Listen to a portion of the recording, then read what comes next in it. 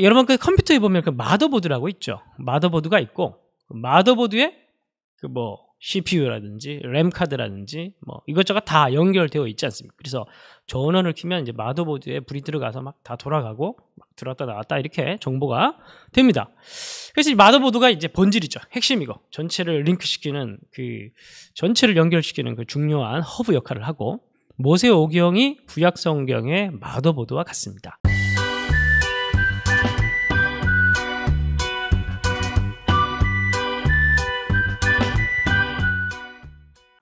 그래서 모세오경에서 율법의 이야기가 있죠. 율법의 이야기가 있고 이 율법의 이야기 뭐 레위기 율법이라든지 신명기 율법이라든지 이제 이 레위기 율법이 주어지고 율법이 주어지고 이 율법은 어디서 지키는 겁니까? 이제 가나안 땅 약속의 땅에 들어가서 이 율법을 지키는데 그런데 이 율법을 잘 지키면 이제 그 땅에서 머무르게 되고 그래 잘 못 지키면 추방당하는 거예요. 왜냐하면 그 약속의 땅이니까 약속을 지킬 때 머무를 수가 있는 겁니다. 그래서 여기에서 모세오경부터 시작해서 이제 역사서가 이어지게 되는 거예요. 그러니까 역사서는 모세오경에 포함되어 있는 겁니다. 어떻게 보면 그래서 이제 역사가 쭉 흘러가는데 그래도 이제 좀 지켜보는 시간 왕국 역사 이제 못 지켜서 쫓겨나는 시간 포로기 역사. 그런데 이 역사 속에서 하나님께서 끊임없이 나비를 보내죠. 나비는 히브리어로 나비인데 번역을 하면 선지자입니다. 예언자들을 보내가지고 너희들은 그렇게 살면 안 된다. 너희 막 경고를 하죠. 왕국 예언서 왕국 시간에. 그리고 이제 쫓겨나서 포로로 사로잡혀 가고 난 이후에는 이제 소망에 대해서 얘기합니다. 걱정하지 마라. 하나님께서 너희를 포기하지 않았다. 돌아올 것이다.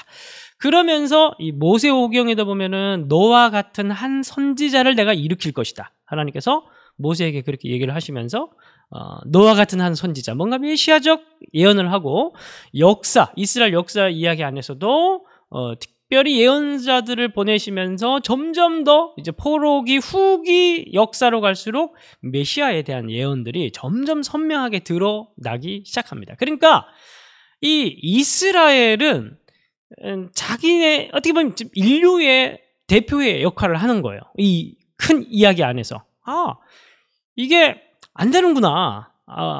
정말 우리의 힘으로는 될 수 있는 게 아니구나. 그래서 뭔가 계속 기다리고 그리고 뭔가 바라보고 그런 어떤 역할을 하는 배우들과 같은 자리가 이스라엘의 자리인 거예요. 그래서 결국 이걸 기다리죠. 계속 기다립니다. 하나님께서 이 스스로의 힘으로 구원하지 못하는 이 인류를 향하신 하나님의 무언가 특별한 계획들이 드러나게 될 그때를 기다리는 겁니다. 그게 이제 종말이죠. 그게 오는 게. 그게 바로 이제 예수님이 오신 사건입니다. 그게 이제 종말이 왔다. 이제 신약 성경의 입장에서 보면 이제 종말이 왔다. 아니 구약 성경의 입장에서 보면 종말이 왔다라고 표현할 수가 있는 겁니다. 그래서 예수님이 오신 사건은 종말이 온 사건. 그래서 예수님의 십자가와 부활 사건 이제 그게 복음서의 이야기죠. 복음서의 이야기는 구약 성경에서 그토록 기다렸던 그 하나님의 나라를 가지고 예수님께서 오셔서 종말이 도래했고 그리고 예수님은 두 가지죠. 하나는 말씀하시고 하나는 십자가에 죽으시고 부활하시고 사건.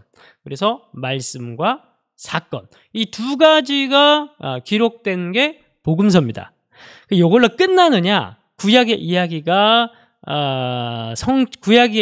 바라봤던 그 사건이 성취됐다고 해서 얘기가 끝나느냐? 그렇지 않죠. 이제 예수님께서 하셨던 말씀과 그 사건 이게 또 신약 성경의 마더보드가 됩니다. 그래서 이게 다 링크가 되어 있는 거예요. 뭐가요? 그 이후의 책들 사도행전, 바울서신, 공동서신, 계시록 다 이제 연결이 되어 있는 겁니다. 그러니까 이게 복음서가 예수님의 말씀과 사건들이 이제 다 기초가 돼가지고 이제 이 예수님을 가지고 이제 나가서 복음을 전파해서 로마 제국 전체에 씨앗이 뿌려지는 복음의 씨앗이 뿌려지고 교회가 세워지는 신약의 역사서 그게 이제 사도행전이고 그리고 그 교회가 세워지는 과정 가운데서 가장 큰 공헌을 했던 사람이 바로 바울이죠. 근데 이 바울 선생님이 교회를 세우는 과정에서 여러 가지 초대교회에서도 오늘날과 같은 그런 어차피 인간들이 모이는 곳이기 때문에 연약한 인간들이 모이는 곳이기 때문에 문제가 그때 당시에도 많았어요. 그래서 그 문제들을 고치기 위해서 여러 편지들을 쓰게 되는데 그게 이제 성경으로 남게 된 겁니다. 그게 이제 바울 서신이죠.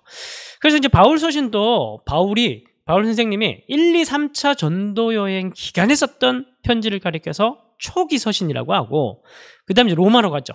거기서 이제 2년 감옥에 갇히고, 그러죠? 그때 이제 옥중서신이라고 합니다. 그 풀려났다가 다시 이제 갇힙니다. 뭐 이런 과정에서 특별히 디모데와 디도라는 목사님에게 보냈던 그 서신을 목회서신이라고 합니다.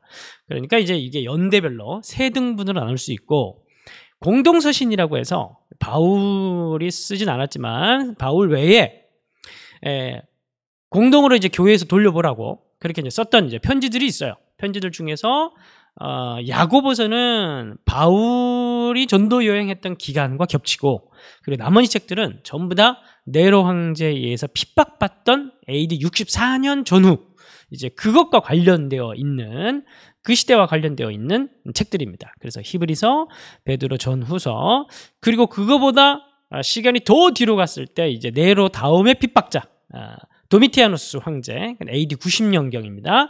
90년경 전후로 또 요한서신, 요한 1, 2, 3서, 유다서, 그리고 이제 마지막으로 계시록이 기록이 되면서 신약성경이 끝나게 되는데, 이 계시록은 예수님이 오신 사건이 종말이 온 사건이라고 했죠. 구약성경에 봤을 때 종말이 온 거예요. 종말이 와서 끝난 게 아니고 종말이 와서 종말의 시대가 시작된 거예요. 그래서 그 종말이 쭉 이어져 가고, 오늘 우리가 살고 있는 이 시대도 성취된 종말이 쭉 시대가 쭉 이어져 가고 있다가 이 종말의 시대의 끝이 바로 종말의 종말입니다. 그게 이제 계시록에 나와 있는 그 뒷부분의 이야기예요.